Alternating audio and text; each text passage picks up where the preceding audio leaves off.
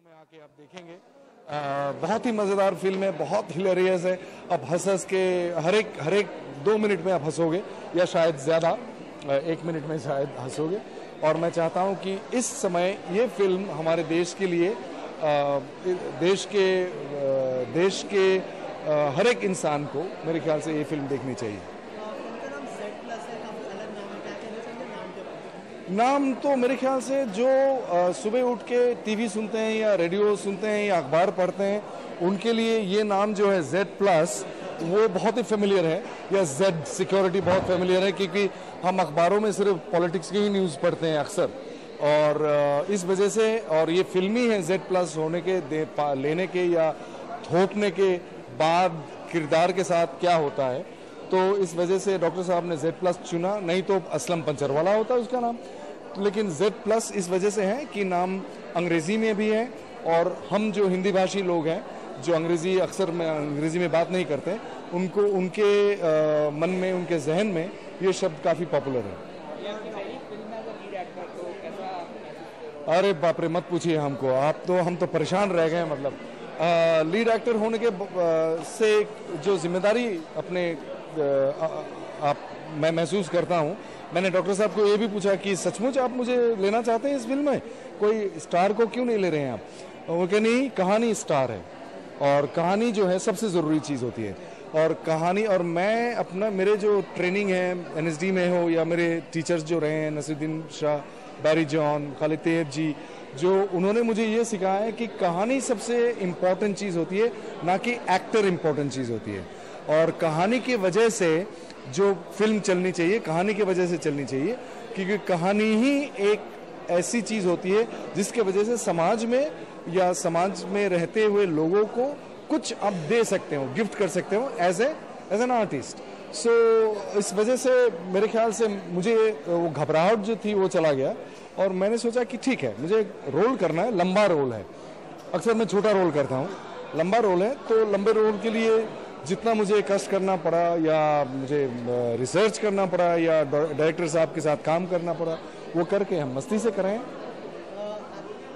आपकी बात करें तो डॉक्टर साहब नेशनल अवार्ड मिला था, तो उनके साथ काम करने का एक्सपीरियंस कैसा? एक्सीलेंट। डॉक्टर साहब के साथ काम करना इतना मज़ेदार है, इसलिए क्योंकि वो बहुत क्लियर है, और उनका स्क्रिप्ट जो है इतना मेहनत से लिखते हैं वो। 2 साल, ये मेरे ख्याल से 23वां या 24वां वर्जन है स्क्रिप्ट का, और स्क्रिप्ट में शब्द अगर ऐसे लिखे गए हैं, एक भी शब्द, उन्होंने मुझे कहा कि एक भी शब्द आप चेंज नहीं कर सकते आदिल साहब।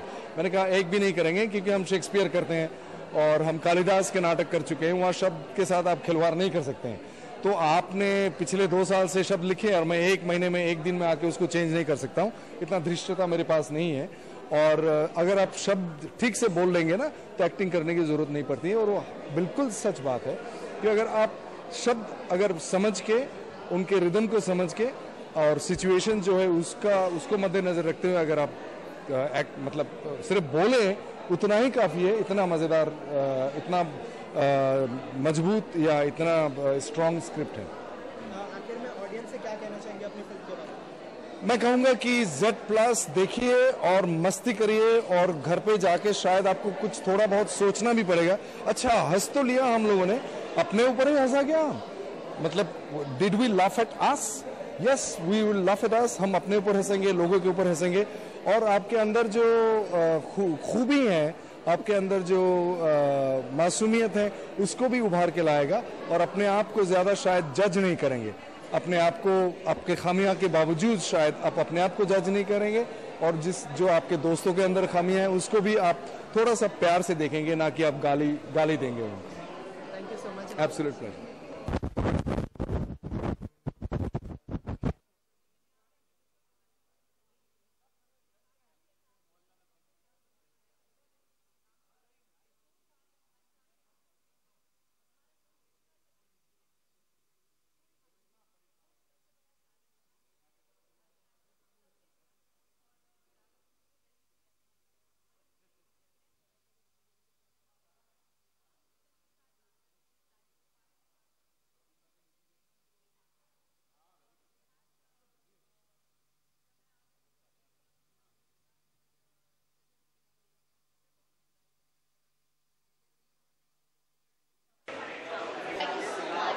बस यहाँ सही है।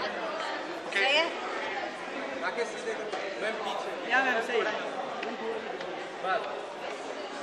ओके? कैमरा लगा मैम। रोले? ऊपर ले। ठीक है। सबसे पहले तो फिल्म के बारे में जानना चाहूँगा। Z+ काफी अलग नाम है, क्या कहना चाहेंगे? Z+ फिल्म नाम से ही सबको पता चल जाता है कि क्या है। Z+ सिक्योरिटी होती है जो ब्यूरोक्रेट्स को दी जाती है। हमारी फिल्म भी इसी विषय पे है। असलम पंचरवाला जो एक आम आदमी है, पंचर वाला है तो आम आदमी है ही, उसने प्रधानमंत्री से क्या कहा कि उसको Z+ सिक्योरिटी मिल गई, और मैं जो उनकी बीवी बनी हूँ हमीदा पिक्चर में, मैं उनके पीछे बढ़ जाती हूँ कि ऐसा तुमने क्या कह दिया कि तुमने Z सिक्योरिटी मिल गई। मतलब तुम क्या हो, अनाज मांग लेते घर के लिए, पाखाना बनवा लेते, चिकन ले आते, कुछ और मांग लेते, Z+ क्यों मांगी, क्या फ़ायदा है।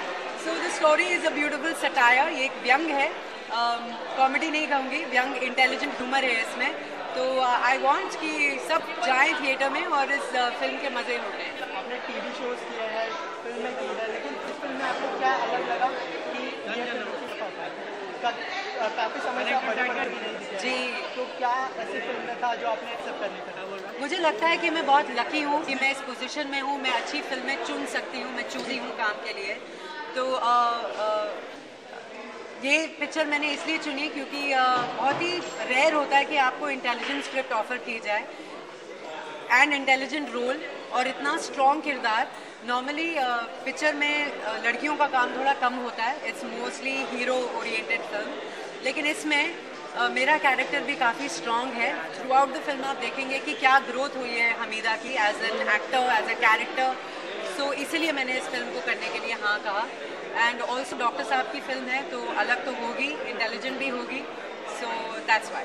आपको हमेशा से अलग किरदार में देखा गया, इसमें देखा गया कि आप एकदम सिंपल किरदार निभा रहे हैं, अरे सिंपल लड़की का। तो क्या कहना चाहेंगे उसके बारे में? सिंपल से भी एकदम डाउन है। मुझे डॉक्टर साहब ने बोला आप अपने बाल नहीं खोलोगे, कोई लटें आगे नहीं करोगी, और जो तुम्हारा ये गोरा चेहरा हम उसको काला करेंगे। तो मुझे काला किया गया है, 3 शेड्स डार्कर। कपड़े जो हैं वो 2 महीने से चाय पत्ती के पानी में डाले हुए थे ताकि वो पुराने दिखे, एजिंग आए कपड़ों की। तो आई डॉक्टर साहब इतना, कहते हैं हाँ इतना, और तुम चप्पल नहीं पहनोगी, तुम नंगे पैर चलोगी पूरे गांव में। ऐसे ओके, तो मतलब हार्डकोर गांव वाली दिखाई गई है। और मेरी खुद जूतियों की शॉप है। डॉक्टर साहब का ये भी मानना था कि यूजुअली जब पिक्चर बनती है तो हीरो हीरोइन को काम करते हुए नहीं दिखाते, मतलब मिल गए, प्यार हो गया, शादी हो गई, गाने हो गए, काम क्या है, ऑक्यूपेशन क्या है। सो मेरी ऑक्यूपेशन है, मेरी जूतियों की शॉप है, दिन का 100 या 200 कमाती हूँ और घर चलाती हूँ। पूरी डिटेल के साथ बनाई गई है, डॉक्टर साहब ने बनाई है, नेशनल अवार्ड जीत चुके हैं, तो उनके साथ काम करने का एक्सपीरियंस था? अरे मैं तो मतलब कोई प्रेशर था आपके ऊपर? 7वें आसमान में थी। मुझे पता चला कि डॉक्टर साहब wants to cast me as a heroine of this film. जब हम लोग एक्चुअली मंडावा पहुंचे शूटिंग करने के लिए, तब मुझे लगा बाप रे क्या हो रहा है।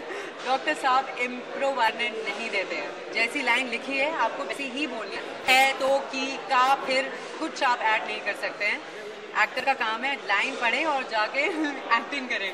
So that is one thing I learn from him. क्योंकि क्या होता है अक्सर टीवी में लाइनों को आप थोड़ा बहुत इधर उधर बदल सकते हैं, लेकिन यहाँ पे हमें बिल्कुल बदलने नहीं दिया। और मुझे इस बात का भी एहसास हुआ कि डॉक्टर साहब और जो हमारे राइटर हैं राम सिंह, वो 2 साल या 2.5 साल से स्क्रिप्ट लिख रहे हैं। हमारा कोई हक नहीं बनता कि हम 1 सेकंड में यार बोले सर ये लाइन अच्छी नहीं है, मैं चेंज कर रही हूँ, कोई हक नहीं है। तो वो सबसे बड़ा चैलेंज था जो एज एन एक्टर हम सब ने लिया, और डायलॉग्स पूरे वैसे के वैसे बोले हैं। बड़े मुश्किल हैं, लेकिन मज़ा आया करने में। फिल्म में आदिल जी है आपके साथ, तो उनके साथ काम करने का एक्सपीरियंस कैसा था? पहले श्रीदेवी के साथ काम कर चुके हैं? हाँ, श्रीदेवी के साथ काम कर चुके हैं, लाइफ ऑफ पाई में काम कर चुके हैं। He is a great brilliant actor. In fact जब मैं आदिल जी को मिली और उन्होंने मुझे बोला कि चलिए हम रिहर्स करते हैं, तो मैं बहुत घबराई हुई थी कि पता नहीं NSD से हैं, इतने सीनियर हैं, क्या कैसे रिहर्स करूँ, मैं खेड़े से नहीं आई हूँ। सो मैंने काफ़ी कुछ सीखा है इस फिल्म में। जब हमारा गुस्से वाला सीन होता था तो आदिल जी और मैं हंस के वो सीन को रिहर्स करते थे। तो मैंने उनको बोला ये हंस के रिहर्स क्यों कर रहे हैं?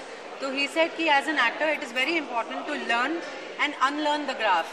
क्या पता आप एक तरह से रिहर्स कर रहे हैं और जो हमारे डायरेक्टर जी हैं वो कुछ और आपको करने को बोले तो आपसे होगा नहीं, क्योंकि आप दिमाग में ऑलरेडी वो पिक्चर बना के जा रही हैं कि ये गुस्से वाला सीन है, मैं गुस्से से करूँगी।